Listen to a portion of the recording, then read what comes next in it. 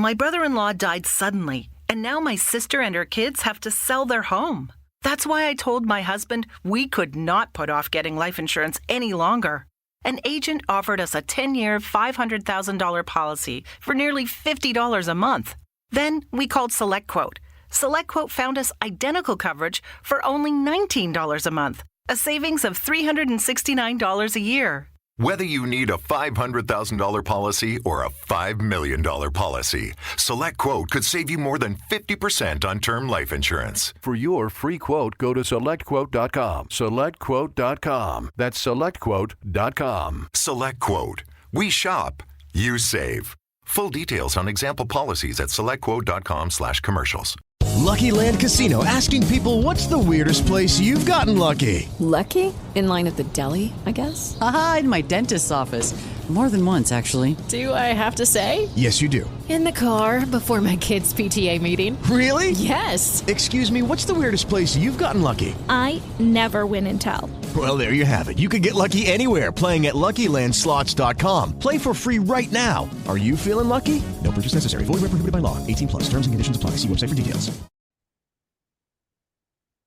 Hi, this is Stacey from The Advisor, and today I'm very excited because we have a very special guest, and her name is Jennifer Carriere.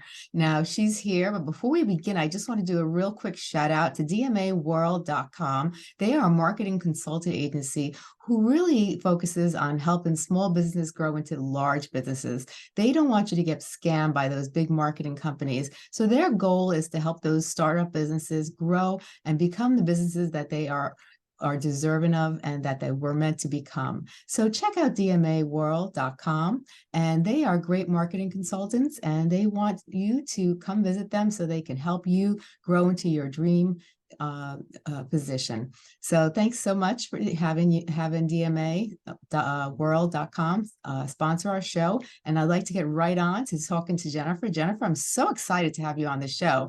I'm really excited. So before I'm going to let you just, tell everybody about yourself and what you do, because this is really exciting. Go ahead.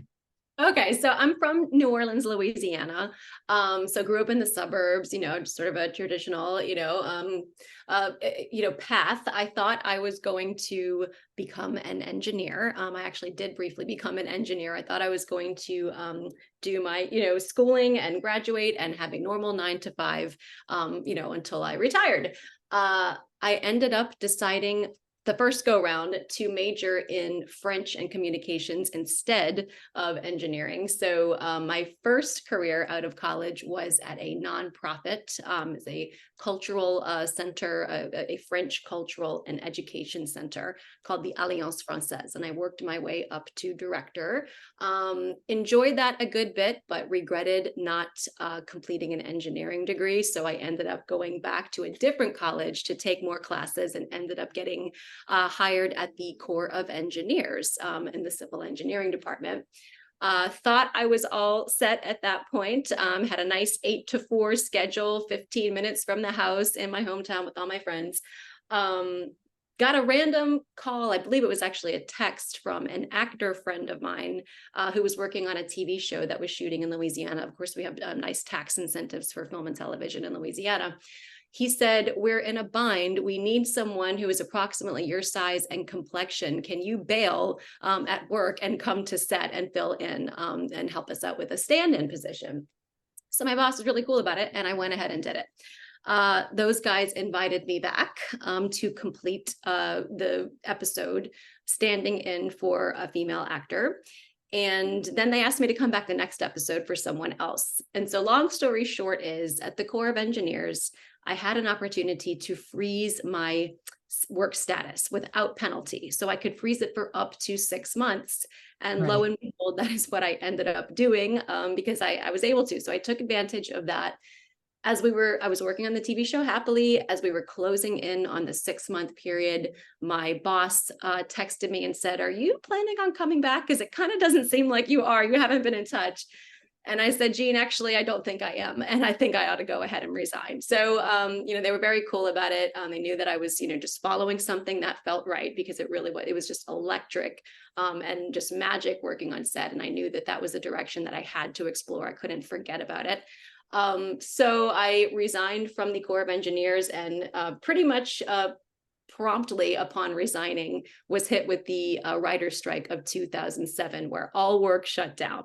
So all film and TV work shut down. So went straight from, one safe, secure career into the entertainment industry and into a strike. So I went to Bourbon Street and started bartending, even though I had no bartending skills. I just walked up and got actually not one, but two jobs and took the one that seemed like it was more fun, which it ultimately very much was. Figured out and on the fly. So that was incredible. And as all, Hollywood strikes do, the strike ended.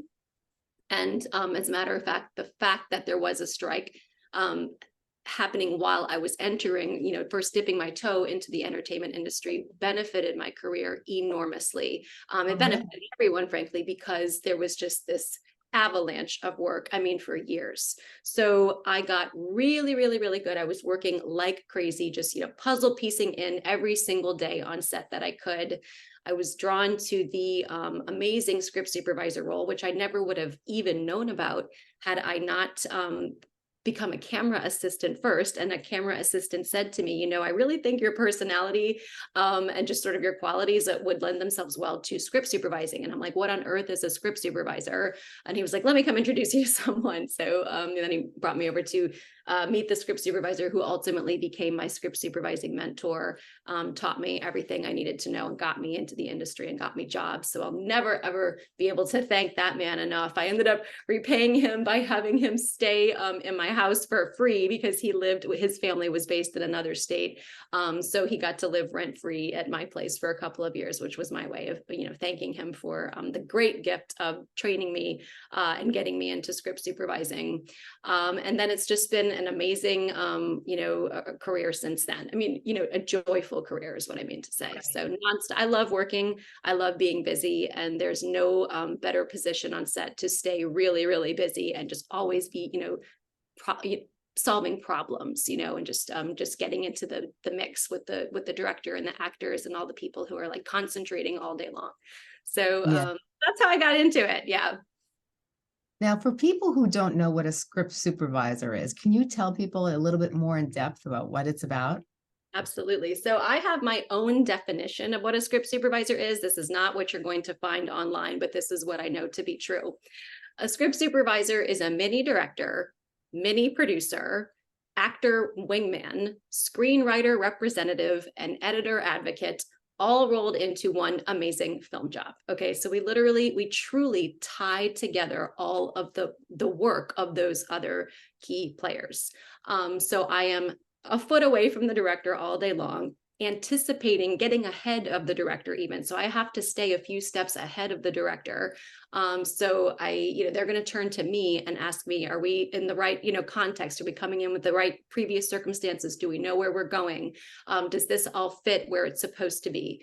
Have we gotten all the coverage in this, that, or the other direction? Is everything matching? Do we have sufficient X, Y, or Z? So very much thinking like a director. Running point for the producer, truly, getting ahead of miscommunications, getting ahead of mismatches, just basically talking to all of my departments and actors about, how to shoot things correctly without, calling in the big guns, the producer, to get involved. So that might look like, if we have something that's changing around, and I've just heard about it from the director and AD, the assistant director, talking about it, I might zip over to the costume person on set and say, FYI, they're pulling up that scene that we were going to shoot tomorrow because we have rain coming, but I know that costume is still at the dry cleaners because the costumer and I talked about it this morning. So just, you want to let him know, whatever, something like that. Or it might just be something simple like, zipping over to a prop person and saying, I'm noticing that this prop that you've built is starting to fall apart, starting not to match. Do you have another, and it's just, made up example, but constantly making sure everything on set matches and will cut together from angle to angle. It takes hours or sometimes days to shoot a scene, and everything has to be consistent. So making sure I'm helping support all of my other departments for consistency. Of course, I have to represent the screenwriter, make sure the script is, the scene that we're telling is being told as intended by them. Sometimes we have misinterpretations on set. I am the person who is the story authority in lieu of the screenwriter. If the screenwriter is on set, which sometimes we do have the benefit of having the screenwriter on set, that's great. I get to, work even more closely with them and get to, what they truly want in each, in the storytelling of each scene. But oftentimes we don't have the benefit of having the screenwriter on set. And then lastly, I'm representing the editor on set. So if they could, have the benefit of being on set, they'd be creating the roadmap that matches exactly what the director wants for the cut. But they don't have the benefit of being on set. They are they are cutting dailies and editing in another location. Oftentimes they're in another state. I mean, I've had so many hundreds of editors that I've never physically met. I'm just, interacted with them on the phone and by email. So I have to give them the perfect roadmap. So, the greatest compliment I can receive from an editor is to hear from them after they've done a rough cut and shown it to the director. If they say to me, I showed the director the rough cut and they said, it's perfect, just tighten it up, or it's fabulous, just X, Y, or Z, that means I've done my job because I gave them exactly what the director wanted without them even being here. So we do all of those things. And there's truly just never a dull moment as a script supervisor. So. Wow, that's a lot. That's a lot. I'm very impressed. And did you even hear about this type of position before you even started? This is kind of like, it seems like it was just something that you didn't even know about that kind of landed in your lap. It truly landed in my lap. I was just lucky. It's really not touched on in film schools. Even people in the industry hardly know how much opportunity is just hiding in that position, because it puts you in the inner circle with the director, producer, actors, representing the screenwriter and editor from your very first day. So, it's one of those things I'm kind of like shouting it from the rooftops. I'm trying to tell people this is a hidden gem. It is an opportunity hiding in plain sight that everyone's going to film school to become a director, to become a screenwriter, to become a director of photography, to act. This will give you all of those contacts. It'll give you all of those professional relationships in a business that's built upon relationships. So it is like a fast track to the inner circle. So, I train people in this now because I'm obsessed with it. And we're seeing remarkably fast results. I mean, people who, they've done like a couple of short films, under my guidance or whatever, and then they go get their first, say, low budget feature or something, and they walk away with a producer credit, or they walk away with the producer saying, what can you pitch to us? We want to keep working together. Let's have a pitch meeting, and then they get to go pitch their own work to them. So one of them has already done a sort of a spec version of her Christmas feature film that this production company that hired her as a script supervisor back in the spring is going to hire her to do next year as a feature. So it's really, really exciting to see how much opportunity there is in this position. Wow, because I worked in the entertainment industry and I didn't even know about that position. So wow. Nobody thinks of it.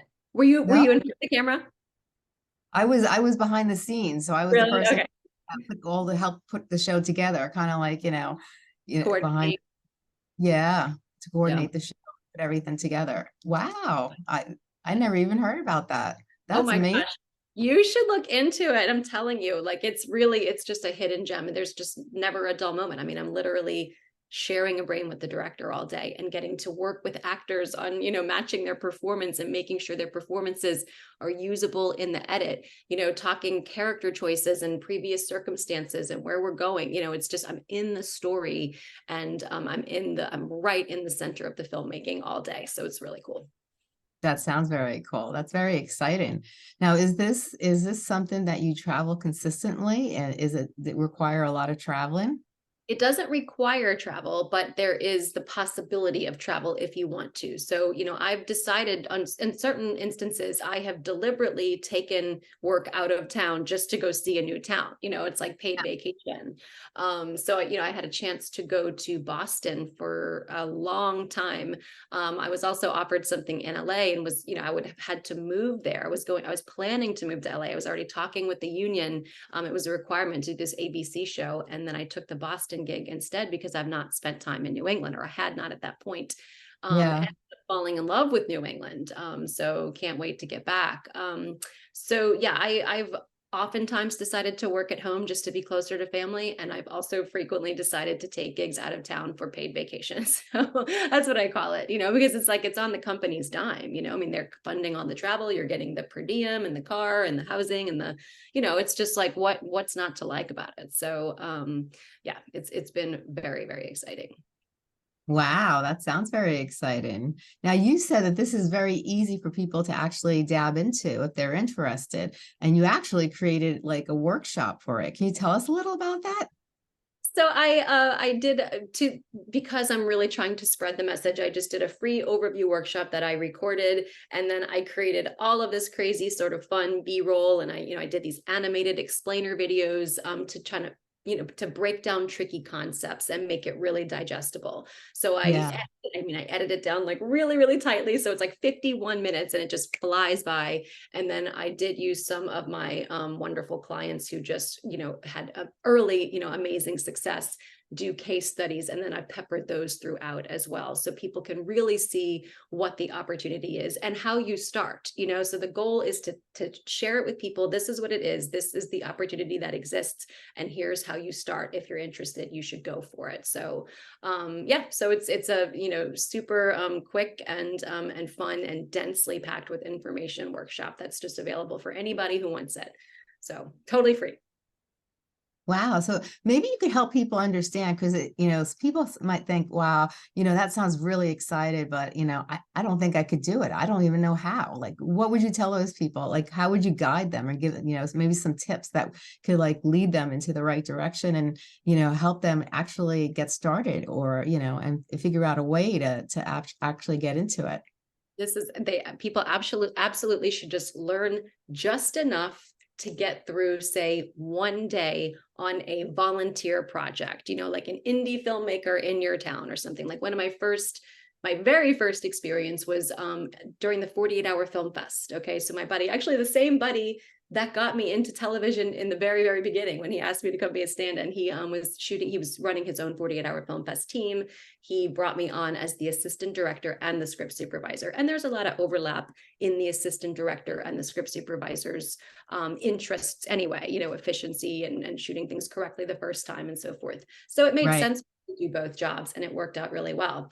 I knew just enough to get through that day as a script supervisor. And then I went and doubled down on it with a local actress, a television actress who funded her own feature film, which we actually shot over the course of one weekend. So no, I guess it would have been a short film, but a longer short film. Yeah. And I had the opportunity to practice it again there. And then the key grip of all people on that second volunteer job said, "You are talented.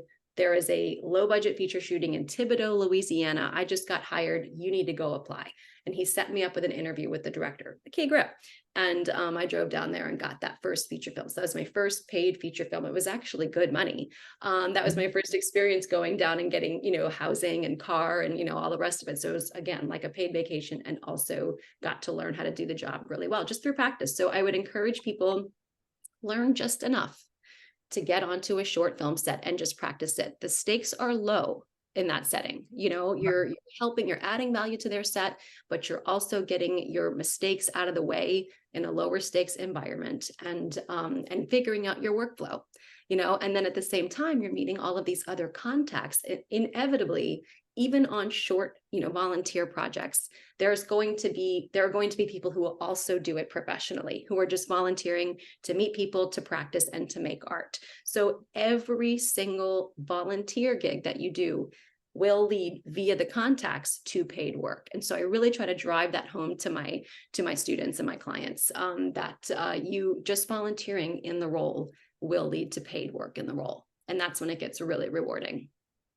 Now, do you need to find connections, or how do you get into it? Like, where would you go to look? Like, how would a person who's interested in doing this and wants to get started, do they need to really know somebody in the field? Do they have to or do they go to somewhere specific to try to find out, because some people will go look for jobs on a certain website. Like, what do you do if you want to do something like this? Like, where do you go?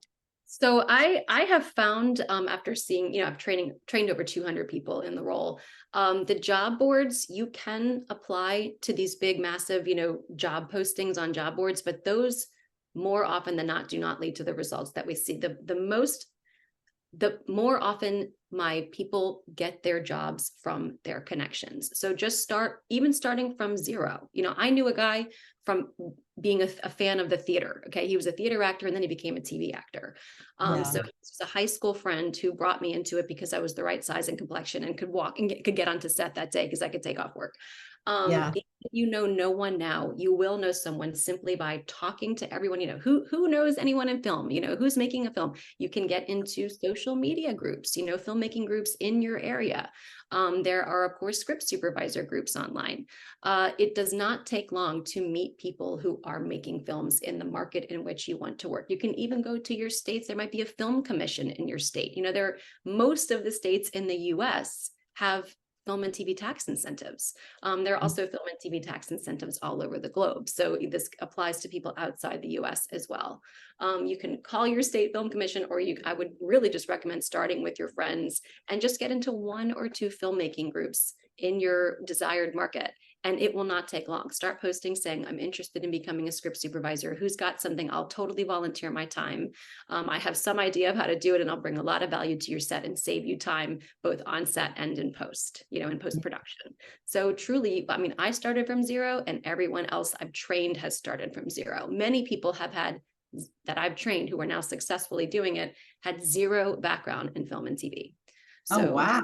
Really? Zero. Yes, literally. Like one of my I feel like I have like certain ones that are just to me, they're like famous, graduates of my program. They're so successful. Number of people who are directing and screenwriting and early success. But one of my star, students was in marketing, and she didn't know what a script supervisor was, like didn't know what the term meant. This was like months ago. She didn't know what it was, and now she's screenwriting for a production company. So it's just one of those positions that it's so in demand because so little awareness of it. Right. Competing for the few qualified people, like in every single market. I see it all across the US. We're competing for the same few people who aren't available. So there are job opportunities to be had. And then of course, more opportunities beyond that. So wow. That's how you start. Yeah. So is this something that you always had a passion for, or is this something that just kind of just fell right into your lap, like we were saying before, and you just loved it when you tried it? It clicked. So I was like bouncing around the various departments. By the time I found out what a script supervisor was, I was already in the camera union. I was in local 600. So I had tried director's assistant, producer's assistant, costumes, art department. What else? My brother-in-law died suddenly, and now my sister and her kids have to sell their home. That's why I told my husband we could not put off getting life insurance any longer. An agent offered us a 10-year, $500,000 policy for nearly $50 a month. Then we called SelectQuote. SelectQuote found us identical coverage for only $19 a month, a savings of $369 a year. Whether you need a $500,000 policy or a $5 million policy, SelectQuote could save you more than 50% on term life insurance. For your free quote, go to SelectQuote.com. SelectQuote.com. That's SelectQuote.com. SelectQuote. We shop, you save. Full details on example policies at SelectQuote.com/commercials. That's all that comes to mind right now. But I worked my way into the camera department and the union. So paying union dues and, set for life. Camera's a great, department to be in. I loved working with all my camera, bros and sisters and stuff. It was great community. But this one camera assistant was like, you see that guy over there, like he's doing something that I think you would really excel at. And I thought the guy, who was the script supervisor who became my future mentor, I thought he was just a director's assistant or maybe a mini, a producer or something. And it's like, well, sure, he was a mini producer because he was a script supervisor, but that term meant nothing to me. So truly learned completely from scratch from him. And it was just the best decision. And I'm so grateful to the fellow Alan, the camera assistant who introduced me to him. So. Wow, that sounds amazing. So how many years have you been doing this for? So I got into it in 2008. So we're 15 years. Yeah. And then, I've done an extraordinary number of shoots because I like to be very busy. I cannot stand sitting still. So I gravitated towards fast-paced television and then fell in with a studio that I stayed, 10 years, going strong, where we just shot an extraordinary number of pages per day. So very, very, very fast-paced shooting, almost like they, say like the Bollywood shoots are like ridiculous amount, ridiculous numbers of pages a day. That's what we do there. And I got really, really, really good and efficient and fast. So that, allowed me to work thousands of episodes of television as a script supervisor. Got offered a producer job at that studio without even asking, because I was already basically doing producer work. And that, of course, ended up being financially very rewarding, simply because I was a great script supervisor. So the other thing about working in fast-paced television is that it caused me to create a system that cut all the fat and truly got straight to results. I mean, impossibly difficult shoots, some would say, block shooting 150 pages a day from 22 different episodes of a series and not missing a beat. That's the amount of pressure that was on me. So I rose to the challenge and I have no memory, by the way. I have like a leaky, I can't remember what day of the week it is. I barely know what month we're in. So it's nothing to do with having a strong memory. I have the opposite of a strong memory. But what I created, because I had to, was a watertight system for getting everything right, even when shooting in a really chaotic, high speed environment. So that's it's how I apply the same speed to training future script supervisors. So it's like truly like it can be a 2-day turnaround with the system that I use. And then I mentor them once they're on set. They literally like get my phone number so they can text and call from set, which I'm doing this 7 days a week now. And it's not a problem. Like that's what I'm here for. We're getting people through any challenge that they encounter on set so that they're performing like a rock star from their first day. So then of course that leads to repeat hiring and then, greater opportunities. So it's so much fun. We're a small little community, it's a little over 200 people now that I've trained and put into the workforce. So it's very, very fun. Wow. So if someone wants to train with you, where do they go and what do they do to start training with you? They can just go to my website, scriptsupervisorceo.com. Right on the homepage, you can click, let me see the free workshop. And it's 51 minutes, flies by, is so full of information. You will know beyond a shadow of a doubt whether you want to try it or not. And from there, you can train again in as little as 2 intense days, or you can stretch it out. So I made it really flexible. It used to be that I only trained people live online. So they would have to show up and be there. If, I had people who would have to like miss, afternoon 2, of the 2-day workshop. And then they would have a big hole. So I changed that. So now it's totally flexible. So you can train at whatever pace works for you. I do love to see people do it intensely and just get, just be on the other side of the 2-day training and push them onto set. I love to see people do that, but some people simply don't have the time right now, but you can always, space it out and jump in and complete it when you're ready. So. Wow, that sounds really exciting. So when people complete this training, like is the goal to get them really well educated and ready for what's entailed in their future? Is it to give them the knowledge, the confidence, and to kind of give them what they need in order to be able to be successful in that field? Exactly that. So one of the things that I see, people who learn possibly from other, mentors or something. I've had people come to me and say, I decided to invest in mentorship with this person in LA, for example. And they told me that it was going to be 2 years minimum of just intense studying. And that I basically was going to need a PhD in script supervising before ever working. And I'm like, okay, I'm working in 2 days, and that's what we did. So it's truly, it's overcoming the limiting beliefs. It's overcoming the idea that this is unattainable. It's overcoming the idea that this is the hardest job in film and TV. I have a system that cuts all the fat and gets straight to the results. And I shove you onto set and every single one of them comes back and tells me, they all said I was the best script supervisor they've ever worked with. And I'm like, I know. I know. I hear it all the time. I know you are, I know you learned the right way. Yeah, you started, 2 days ago, and then you got a gig on set and now you're being asked back for, a feature film or whatever.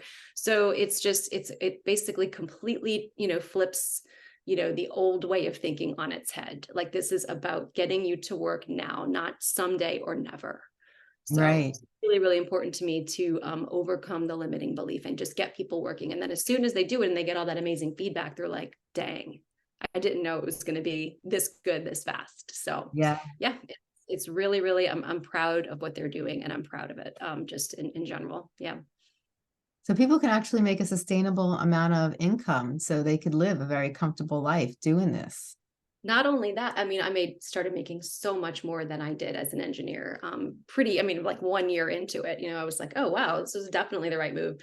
But not only that, it can lead to, you can get your own creative work seen. So you can like fund your own independent filmmaking, or you can fund, a few months of just going to Mexico and writing, because you just did, a 3 or a 4 or 5 month gig.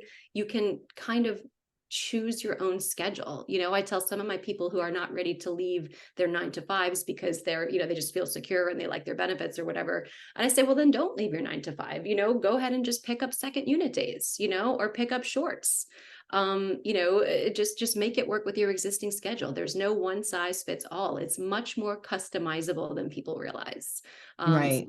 So I have people who are still working their 9 to 5s. One of them, the one who, was commissioned to write and then direct her own Christmas movie based on very first gig from earlier this year. She still got her 9 to 5 and she's already directed, the spec version of the feature film, and that's on the schedule for next year. So it's much more flexible than people realize. I just had a mentorship meeting with a number of my people last night. And my woman in Maui was saying, I have this really cool work that's kind of calling my name, but I don't want to, walk away from script supervising. I feel like it's one or the other. And I'm like, Andrea, it's not one or the other. Do what you want to do. You want to do this other work, take it. This job, these skills, this industry is going to be here for you, and everyone's like in the meetings nodding their heads. I'm saying there are a lot of indie filmmakers who they themselves have 9 to 5s and they shoot a feature film on the weekends spaced out over 6 weekends or something, or, more like maybe 8 weekends. So it's truly, truly, the industry is never going away. The need for this position is clearly never going away. The need is actually getting more intensified every year. There's not enough awareness of the role. So I say to people, don't just put all of the negativity out of your mind, this is here for you and it's going to be here for you. So learn it and have it in your back pocket. If you don't want to use it today, it will be for you whenever you're ready. Oh, that's amazing. That sounds amazing. Very exciting also. It is. I'm so proud of them. And it seems like what makes it exciting also is that it doesn't get boring because you constantly are doing new projects. So you're constantly meeting people, you're constantly doing different projects. And so your mind, your creative wheel is constantly turning. So someone that has a creative niche about them, this is like a perfect opportunity for them to actually, use it and really shine. It truly is. It's an incredible variety, I've met thousands of actors, I've worked with thousands of actors at this point. And, the thing about working with actors is, they have to maintain their creative, they have to have their own space to be creative, and they're bearing their souls, in front of all of us and on camera. And I have to work closely with them, getting them to do sometimes mechanical things like matching their performance to a wide master that we have to anchor, all the matching to. So there's this whole psychology and, relationship that we have to build with the actors to make them feel safe with us so that we can talk to them about matching performances or other sort of technical details, or possibly getting into, story context and where we are and where we're going. So you have to create relationships along the way. So, it's like you're using your psychology and your communication skills to make the project a success, especially when it comes to actors, you know, and also just other department heads, you know, like I might have to, you know, invite a department head, like a hair person or a prop person, to see things my way and see it quickly, because I know that we have a mismatch, but they don't see it that way. So I have to kind of spin it in a way that will make them see that we really don't have matching or something. So there's psychology, there's communication skills, there's you know, problem solving every minute of the day. It's like, what can I solve next? What problem can I get ahead of and solve before it happens, you know? And then of course you're rewarded so much by the producers because they see what you're doing. They see that you're keeping us on track, you know? And that's what my students they hear the same thing over and over. You know, I was just emailing with one of my women in DC who just found out she's pregnant and she's going out to LA to shoot. And we were kind of debriefing by email, and we're going to meet up via Zoom as well. But we were debriefing by email, and she said, you know, the producer told me I saved the show because we were way, way, way behind.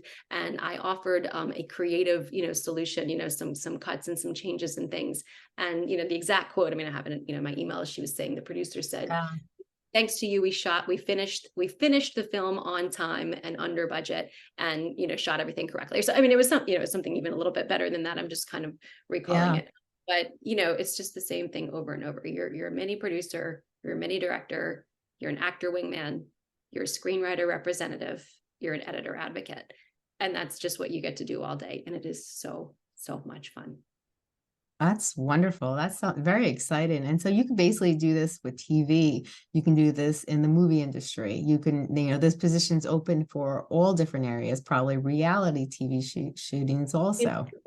So not unscripted. It's a little bit of a different job because we're not as concerned with the matching, but, you know, in every unscripted, there's a little bit of scripted, you know, element. To it. And then of course, commercials too, you know?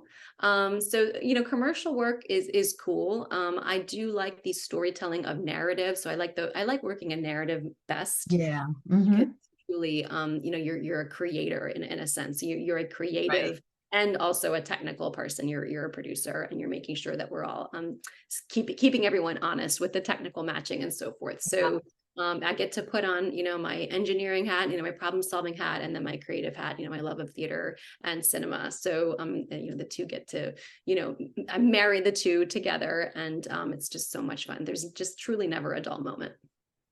Wow, that sounds very exciting. Now, where can people get in touch with you again if they want to try to do your workshop or talk to you or ask questions? Like, where can they find you? So scriptsupervisorceo.com. They can message me directly from the site. I encourage them to go to the free workshop. Also, they can go to my Instagram and message me that way. And the free workshop is also in my bio, the link to the workshop. I mean, I just recorded it over the summer. It's up to the minute. And 51 minutes, you're going to know if it's for you or not, you know, or if you want to pursue it more or not. I think it's a really, really efficient and exciting way to learn about it, because I've deliberately made it fun and a little bit, you know, funny as well. So packing in, you know, education while entertaining at the same time. So that would be the best way to do it. Yeah. To go to my website or my Instagram and just look at the free workshop, and you can message me directly from either of those platforms as well. And does it require you to be away from your house a lot? And you mentioned that you don't have to be if you don't want to be, but do you end up traveling a lot, or you really have the choice?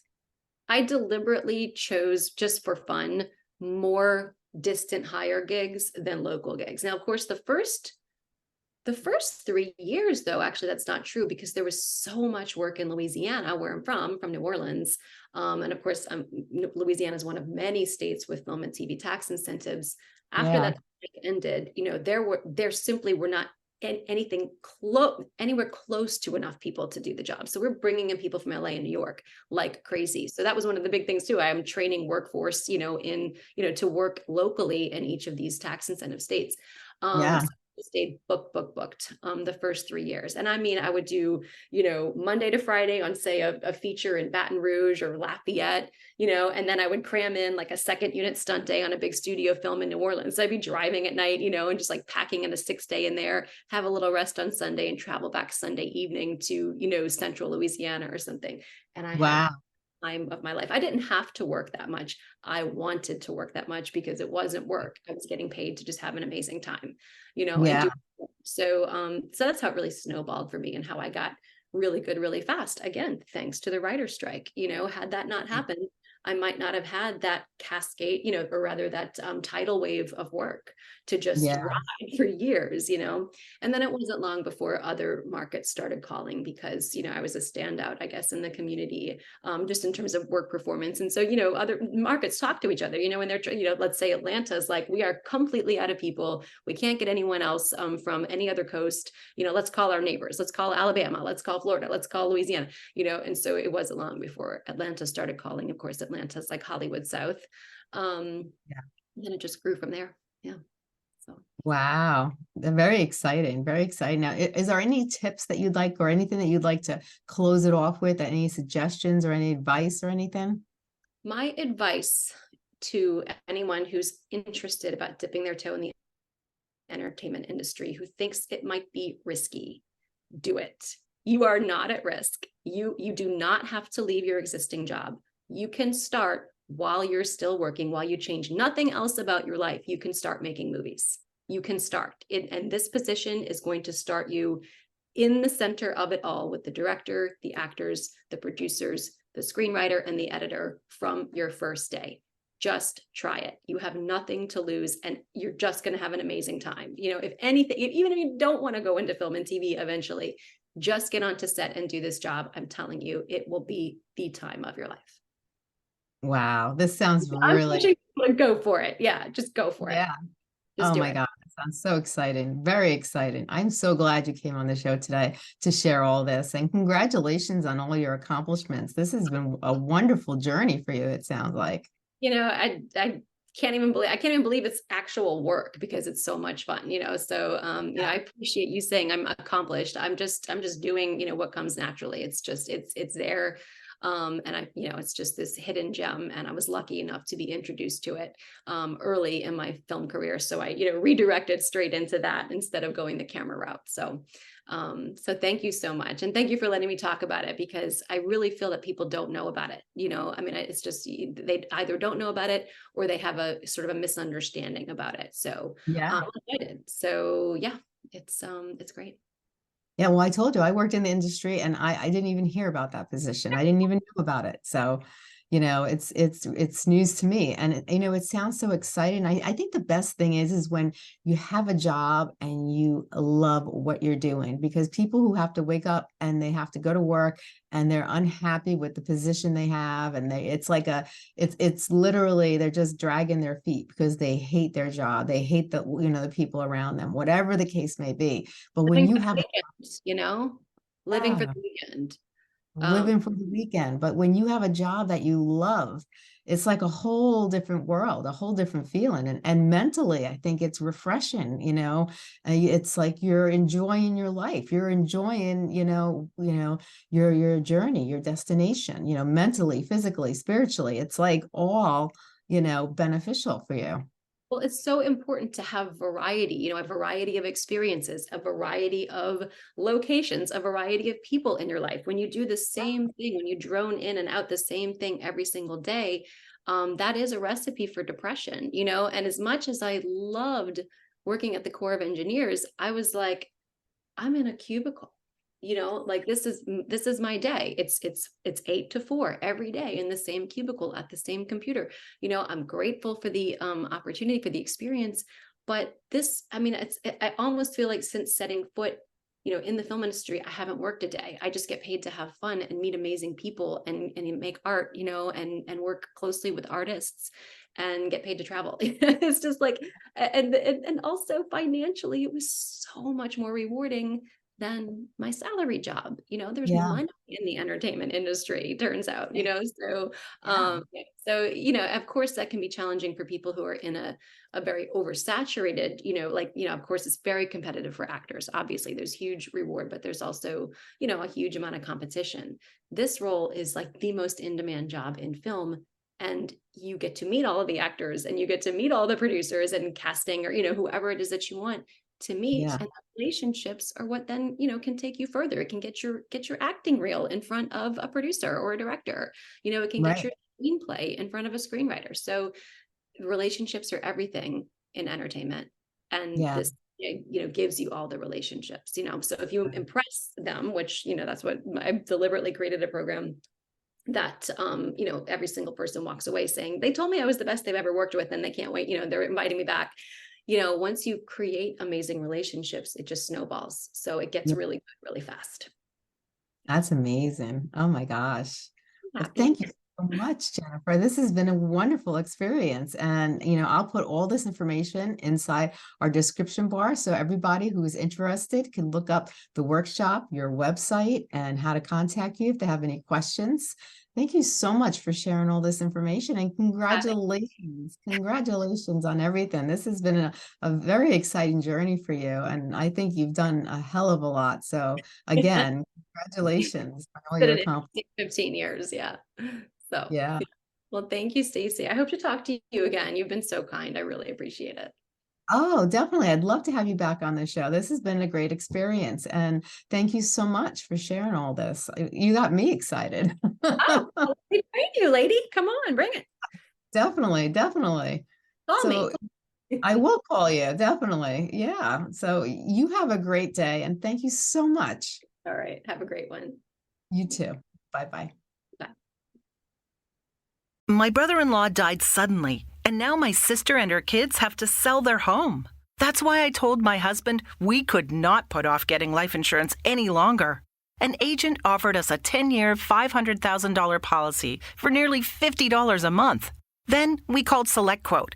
SelectQuote found us identical coverage for only $19 a month, a savings of $369 a year. Whether you need a $500,000 policy or a $5 million policy, SelectQuote could save you more than 50% on term life insurance. For your free quote, go to SelectQuote.com. SelectQuote.com. That's SelectQuote.com. SelectQuote. We shop, you save. Full details on example policies at SelectQuote.com/commercials. Lucky Land Casino, asking people, what's the weirdest place you've gotten lucky? Lucky? In line at the deli, I guess? Aha, in my dentist's office. More than once, actually. Do I have to say? Yes, you do. In the car before my kids' PTA meeting. Really? Yes. Excuse me, what's the weirdest place you've gotten lucky? I never win and tell. Well, there you have it. You can get lucky anywhere, playing at LuckyLandSlots.com. Play for free right now. Are you feeling lucky? No purchase necessary. Void where prohibited by law. 18+. Terms and conditions apply. See website for details.